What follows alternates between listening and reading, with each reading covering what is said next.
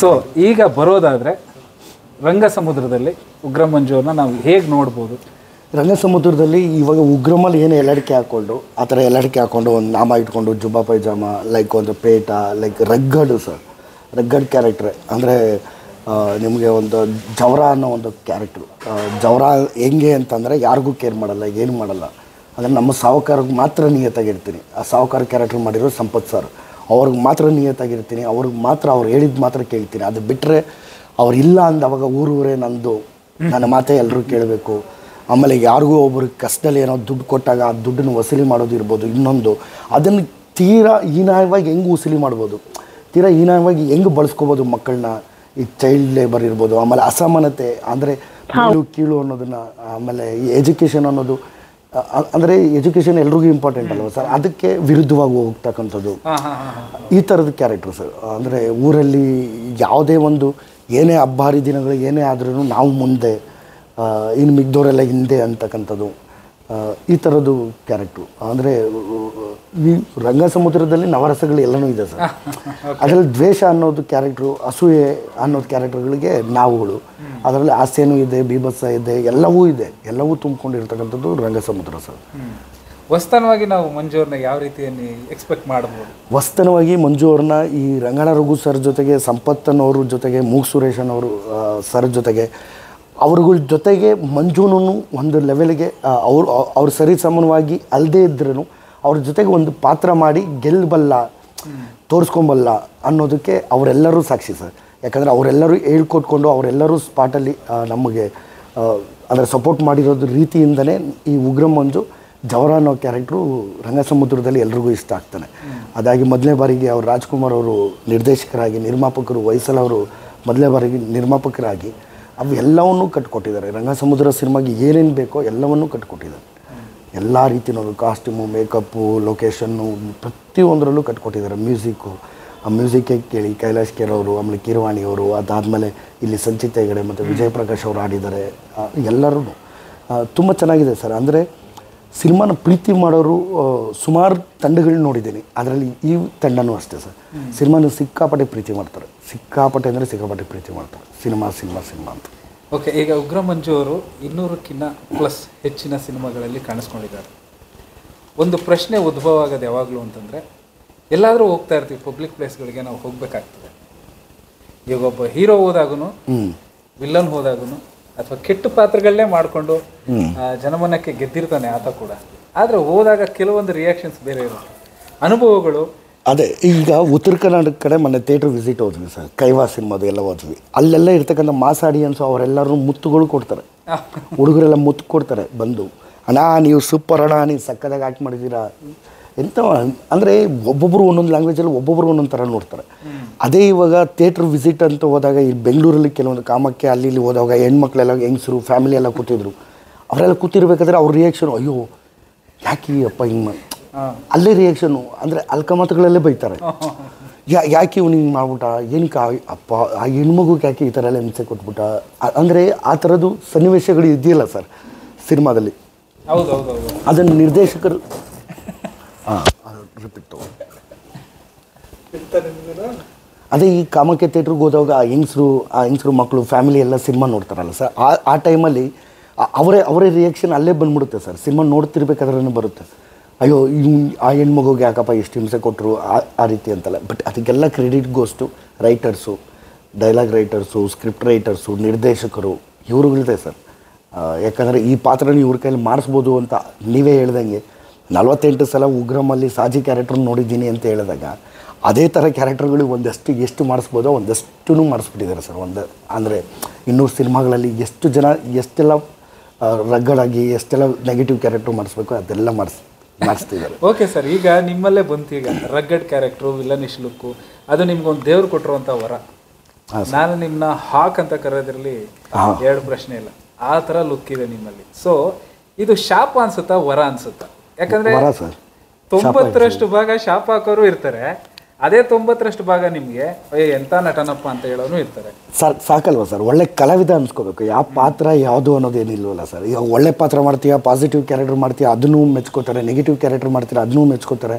ಹಾಸ್ಯ ಕಲಾವಿದನಾಗಿ ಆ್ಯಕ್ಟ್ ಮಾಡಿದ್ರು ಅದನ್ನು ಮೆಚ್ಕೋತಾರೆ. ಬಟ್ ಒಬ್ಬೊಬ್ಬರು ಒಂದೊಂದು ವರ್ಗಕ್ಕೆ ಈ ಕ್ಯಾರೆಕ್ಟ್ರ್ ಈ ಥರ ವ್ಯಕ್ತಿ ಮಾಡ್ತಾರೆ ಅಂತ ಒಂದು ಸೀಲೆ ಬಿದ್ದಂಗಲ್ವ ಸರ್, ಒಂದು ಲೇಸನ್ ಸಿಕ್ಕಿದಂಗಲ್ವ ಸರ್ ಅದು. ಅದರಲ್ಲಿ ಏನಿದೆ ಸರ್, ಇವಾಗ ಇನ್ಸ್ಪೆಕ್ಟರ್ ಕ್ಯಾರೆಕ್ಟ್ರು ಒಂದಷ್ಟು ಇನ್ಸ್ಪೆಕ್ಟರ್ ಕ್ಯಾರೆಕ್ಟ್ರು ಕಿಶೋರ್ ಸರ್ ಬಿಟ್ಟರೆ ಬೇರೆ ಯಾರೂ ಇಲ್ಲ ಅಂತ. ಇವಾಗ ಸಾಧು ಕೋಕಿಲ ಸರ್ದು ಒಂದಷ್ಟು ಕಾಮಿಡಿ ಕ್ಯಾರೆಕ್ಟರ್ಗಳು ಅಂತಲೇ ಬಂತು. ನರಸಿಂಹರಾಜು ಸರು ಆವಾಗ, ಈ ವಜ್ರಮುನಿ ಸರ್ ಅಂತ ತೊಗೊಂಡ್ರೆ ಅವ್ರ ನೆಗೆಟಿವ್ ಕ್ಯಾರೆಕ್ಟರ್ಗಳಂದರೆ ಅವ್ರು ನೋಡಿದ್ರೇ ಹೊಡಿಬೇಕು ಅನಿಸ್ತು, ಅವ್ರು ನೋಡಿದ್ರೇ ಹೆಣ್ಮಕ್ಳು ಅವೆಲ್ಲನೂ ಅದು ಏನಕ್ಕೆ ಅಂತಂದರೆ ಆ ಪಾತ್ರಗಳನ್ನ ಅವ್ರಿಗೆ ಅಂತಲೇ ಬರೆದಿರ್ತಾರೆ ಸರ್ ಕೆಲವೊಂದು. ಆ ಥರ ನನಗೆ ಒಂದಷ್ಟು ಕ್ಯಾರೆಕ್ಟರ್ಗಳು ಬರ್ಕೊಂಡು ಬರ್ತಿರ್ತಾರೆ ಅಂದರೆ ಬರಿತಿದ್ದಾರೆ ಅಂದಾಗ ಅದು ನನ್ನ ಅದೃಷ್ಟನೇ ಅಲ್ವಾ ಸರ್? ಸರ್ ಏನಕ್ಕೆ ಪ್ರಶ್ನೆ ಕೇಳಿದೆ, ನನ್ನ ಅದೃಷ್ಟನೇ. ಬಟ್ ಇದು ಬಿಟ್ಟು ಒಂದಷ್ಟು ಇನ್ಸ್ಪೆಕ್ಟರ್ ಕ್ಯಾರೆಕ್ಟ್ರು ಒಂದಷ್ಟು ಪಾಸಿಟಿವ್ ಕ್ಯಾರೆಕ್ಟರ್ಗಳು ಮಾಡ್ತಿದ್ದೀನಿ. ಅದು ಇಂಪ್ಯಾಕ್ಟ್ ಆಗುತ್ತೆ ಇನ್ನು ಮುಂದಿನ ದಿನಗಳಲ್ಲಿ, ಬೇರೆ ಥರದ ಕ್ಯಾರೆಕ್ಟರ್ಗಳು ಇಂಪ್ಯಾಕ್ಟ್ ಆಗುತ್ತೆ. ಬಟ್ ನನಗೆ ಅದೃಷ್ಟನೇ ಸರ್, ಅಂದರೆ ನನಗೇನು ಅದು ಶಾಪ ಅಂತ ನಾನು ಯಾವತ್ತೂ ಅಂದ್ಕೊಳ್ಳಿಲ್ಲ, ಅದು ನನಗೆ ಅದೃಷ್ಟ.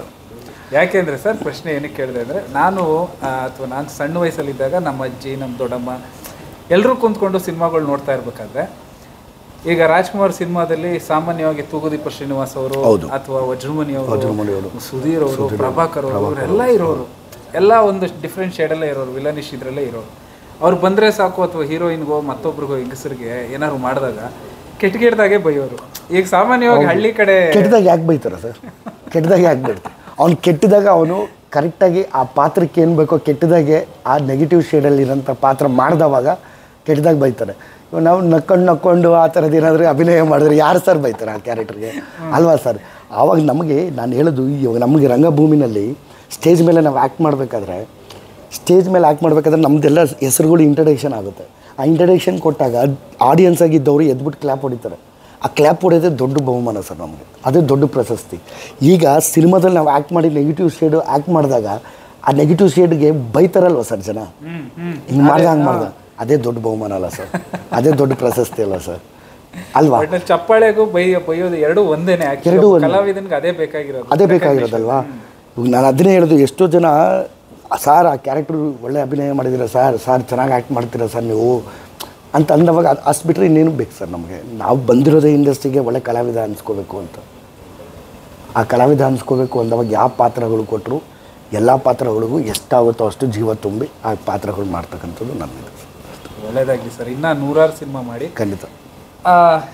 ಈ ನಮ್ಮ ರಂಗ ಸಮುದ್ರದಲ್ಲಿ ಸಾಕಷ್ಟು ಜನ ಹಿರಿಯ ಕಲಾವಿದರು, ಹೊಸ ಕಲಾವಿದರು, ಹೊಸ ತಂತ್ರಜ್ಞರು ಎಲ್ಲರೂ ಕೂಡ ಸೇರಿರುವಾಗ ಮಂಜು ಅವರ ಇಂಥ ಕಲಾವಿದರುಗಳ ಜೊತೆ ಮಾಡಬೇಕಾದ್ರೆ ಆದಂಥ ಅನುಭವಗಳು ಏನೇನಿರಬಹುದು? ಅಂದರೆ ನ್ಯಾಚುರಲಾಗಿ ಬಂದ್ಬಿಡೋದು ಸರ್. ಯಾಕಂದರೆ ನಾವು ಮೂಗ್ ಸುರೇಶ್ ಅಣ್ಣ ಮತ್ತು ರಂಗನ ರಘು, ಸಂಪತ್ ಸರ್ ಇವರೆಲ್ಲ ರಂಗಭೂಮಿ ಹಿನ್ನೆಲೆ ಇರ್ತಕ್ಕಂಥ ಕಲಾವಿದರು, ಆಮೇಲೆ ಸೀನಿಯರ್ ಕಲಾವಿದರು. ಆಮೇಲೆ ನನಗೆ ಅವರು ರಿಹರ್ಸಲ್ ಮಾಡ್ಕೋತಿದ್ವಿ. ಅಂದರೆ ರಾಜ್ಕುಮಾರ್ ಸರ್ ಬಂದ್ಬಿಟ್ಟು ಡೈರೆಕ್ಟ್ರು ಬಂದು ಹೇಳ್ತಿದ್ರು, ಸರ್ ಈ ಸೀನ್ ಮಾಡೋಣ, ಹಿಂಗಿರುತ್ತೆ ಡೈಲಾಗು, ಹಿಂಗಿರುತ್ತೆ ಅಂತ. ರಂಗನ ರಘು ಮಂಚ ಬಾಯ್ಲಿ ನೀನು ಇಲ್ಲಿ ನಿಂತ್ಕೊ, ಮನೆ ಹಿಂಗೆ ಬರ್ತೀನಿ, ನಾನು ಹಿಂಗೆ ಮೂತಿ ಹಿಡ್ಕೊಂಡು ಹಿಂಗೆ ತಳ್ಕೊಂಡು ಹೋಗ್ತೀನಿ ನಿನ್ನ. ಅದೊಂದು ಟ್ರೀಸರಲ್ಲಿ ಅದೊಂದು ಕ್ಲಿಪ್ ನೋಡಿ ಇದು ಮುಂಚೆ ಬಿಟ್ಟಿದ್ದಾರೆ. ಆ ಬಂದು ನ್ಯಾಚುರಲಾಗಿ ಮುಖ ಹಿಡ್ಕೊಂಡು ಹೇಯ್ ಏನೋ ಮಾತಾಡ್ತಿದ್ದೀನಿ ಅಂದರೆ ಆ ಹೆಣ್ಮಗು ಬಗ್ಗೆ, ಅಂದರೆ ಅವೆಲ್ಲ ನ್ಯಾಚುರಲಾಗಿ ಬಂದಿರೋದು ಸರ್. ಅಂದರೆ ನಾನು ಹಿಂಗೆ ಹಿಡ್ಕೋತೀನಿ, ನೀನು ಹಿಂಗೆ ಮಾಡು, ಹಂಗೆ ಮಾಡು, ಅಂದರೆ ನಿನ್ನ ಕೈ ಹಿಡ್ಕೋತೀನಿ ಪರವಾಗಿಲ್ಲ ಮಗನೇ ಅಂತ ಕೇಳಿದ್ರು ಅಷ್ಟೇ. ಅಂದರೆ ನೀನು ಮೂತಿಗೆ ಕೈ ಹಿಡ್ಕೋತೀನಿ ಪರವಾಗಿಲ್ಲ ಅಂತ ಅಷ್ಟೇ. ಆ ಕೆಲವೊಂದೆಲ್ಲ ಸ್ಪಾಂಟೇನಿಯಸ್ ಆಗಿ ಸರ್ ಮೂಗ್ ಸುರೇಶ್ ಸರ್ದು ಅಭಿನಯ ನೋಡಿ ಸರ್ ಈ ಸಿನಿಮಾದಲ್ಲಿ. ಸರ್ ಅವ್ರನ್ನ ನಾನೇನೋ ಒಂದು ಬೇರೆ ರೀತಿ ದ್ವೇಷ ಮಾಡಬೇಕು, ಬೇರೆ ರೀತಿ ಇದು ಮಾಡ್ತಿದ್ದೀನಿ, ಅವ್ರ ಮುಖ ಅವ್ರ ಎಕ್ಸ್ಪ್ರೆಷನ್ ನೋಡ್ಬಿಟ್ಟು ನನಗೆ ಒಂದು ಸಲ ಅಯ್ಯೋ ಅನಿಸ್ಬಿಡ್ತು.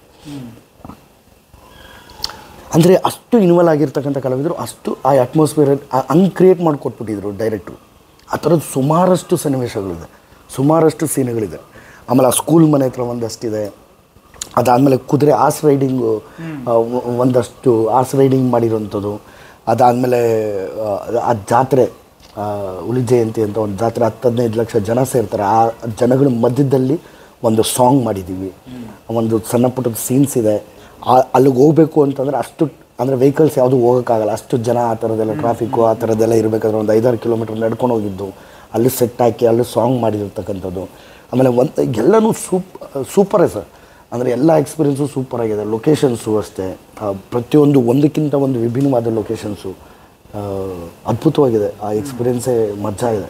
ಆಮೇಲೆ ಆ ಮಕ್ಕಳ ಕೈಯಲ್ಲಿ ಅಭಿನಯ ಮಾಡಿಸಿರೋಂಥದ್ದು ನಿರ್ದೇಶಕರು, ಒಂದು 3 ಜನ ಮಕ್ಕಳು ಮೇಜರಾಗಿ ಬರ್ತಾರೆ. ಅದು ಬಿಟ್ಟು ಒಂದು ಅಷ್ಟು ಜನ ಮಕ್ಕಳ ಕೈಯಲ್ಲಿ ಅಭಿನಯ ಮಾಡಿಸಿದ್ದಾರೆ. ಒಂದು ಕಲಾವಿದರ ದಂಡೆ ಇದೆ ಸರ್ ಇದರಲ್ಲಿ. ಟೆಕ್ನಿಷಿಯನ್ಸು ಹೊಸಬರು ಅಂತ ಯಾರೂ ಅನ್ಸಲ್ಲ. ಕ್ಯಾಮ್ರಾಮನ್ ಸರ್ ಗಿರಿ ಅವರು ಸೀನಿಯರ್ DOP ಎಲ್ಲವೂ ಅದ್ಭುತ ಸರ್. ಸಿನಿಮಾ ಈಗ ನೀವು ನೋಡಿದ್ರ? ಸಿನಿಮಾ ಅಂದರೆ ಡಬ್ಬಿಂಗ್ ಟೈಮಲ್ಲಿ ಡಬ್ಬಿಂಗ್ ಮಾಡಬೇಕಾದ್ರೆ ನೋಡಿದ್ದೀನಿ. ನನಗೆ ಖುಷಿ ತಂದುಕೊಟ್ಟಿದೆ. ವಿಜುವಲಿ ಲೈಕ್ ಪ್ರತಿಯೊಂದು ನನಗೆ ಕ್ಯಾರೆಕ್ಟ್ರು ಎಲ್ಲನೂ ನನಗೆ ಖುಷಿ ತಂದುಕೊಟ್ಟಿದೆ. ಓಕೆ, ಸಿನಿಮಾ ಬಗ್ಗೆ ಏನಾದರೂ ಹೇಳೋದಿತ್ತು ಅಂತಂದರೆ ಆಡಿಯನ್ಸ್? ಸಿನಿಮಾ ಇದೇ ಜನವರಿ 12ನೇ ತಾರೀಕು ರಿಲೀಸ್ ಆಗ್ತಿದೆ. ಜನವರಿ 2ನೇ ತಾರೀಕು ಟ್ರೈಲರ್ ಲಾಂಚ್ ಆಗ್ತಿದೆ. 2ನೇ ತಾರೀಕು ಟ್ರೈಲರ್ ನೋಡಿ 12ನೇ ತಾರೀಕು ಸಿನಿಮಾಗೆ ಬರಲೇಬೇಕು ಅಂತ ಅನಿಸುತ್ತೆ ನಿಮಗೆ ಟ್ರೈಲರ್ ನೋಡಾದ್ಮೇಲೆ. ಬಟ್ ಈ ಸಿನಿಮಾಗೆ ಬಂದಾದಮೇಲೆ ಒಂದು ಅಸಮಾನತೆ ಅಂದರೆ ಒಂದು ಮೇಲು ಕೀಳು ಅನ್ನೋದು ಒಂದು ಭಾವನೆ ಏನಿದೆಯೋ ಅದನ್ನು ತೆಗೆದಾಕಿ ಸಮಾನತೆ ಎಲ್ಲರೂ ನಾವೆಲ್ಲ ಒಂದೇ ಅಂತಕ್ಕಂಥದ್ದು. ಆಮೇಲೆ ಎಜುಕೇಷನ್ ಎಷ್ಟು ಇಂಪಾರ್ಟೆಂಟು, ವಿದ್ಯೆ ಅನ್ನೋದು ಎಷ್ಟು ಇಂಪಾರ್ಟೆಂಟ್ ಅನ್ನೋದು, ಅದಾಗಿ ಒಂದಷ್ಟು ಈ ಶೋಷಣೆಗೆ ಒಳಗಾಗ್ತಕ್ಕಂಥ ಒಂದು ಹೆಣ್ಮಕ್ಳು ಇರ್ಬೋದು. ಆಮೇಲೆ ನಮ್ಮ ಸಂಪ್ರದಾಯ ನಮ್ಮ ಹಿರಿಯರು ಮಾಡ್ಕೊಂಬಂದಿರ್ತಕ್ಕಂಥ ಕೆಲಸಗಳಿರುತ್ತಲ್ವ, ನಮ್ಮ ಹಿರಿಯರು ಮಾಡ್ಕೊಂಬಂದಿರ್ತಕ್ಕಂಥ ಒಂದು ಡೊಳ್ಳು ಕುಣಿತನೋ ಕಂಸಾಳೆನೋ ಇನ್ನೊಂದು ಮತ್ತೊಂದು ಆ ಥರದ್ದೆಲ್ಲ ಇರುತ್ತಲ್ಲ, ಅದನ್ನು ಹೇಗೆ ನಾವೆಲ್ಲ ಅದನ್ನು ಮುಂದುವರಿಸ್ಕೊಂಡು ಹೋಗಬೇಕು, ಫಾಲೋ ಮಾಡ್ಕೊಂಡು ಹೋಗಬೇಕು, ಅದಕ್ಕೆಲ್ಲ ಎಷ್ಟೆಲ್ಲ ಆ ಕಲೆಗೆ ಎಷ್ಟೆಲ್ಲ ಬೆಲೆ ಕೊಡಬೇಕು ಅನ್ನೋದು ಈ ಥರದ್ದು ಸುಮಾರಷ್ಟು ವಿಚಾರಗಳು ಈ ಸಿನಿಮಾದಲ್ಲಿದೆ. ಖಂಡಿತ ಜನವರಿ 12ನೇ ತಾರೀಕು ಬನ್ನಿ, ನೀವೆಲ್ಲ ಸಿನಿಮಾ ನೋಡಿ ನಮ್ಮ ಇಡೀ ತಂಡನ ಪ್ರೀತಿ ಮಾಡಿ ಆಶೀರ್ವಾದ ಮಾಡಿ ಅಂತ ಕೇಳ್ಕೊತೀನಿ. Thank you so much.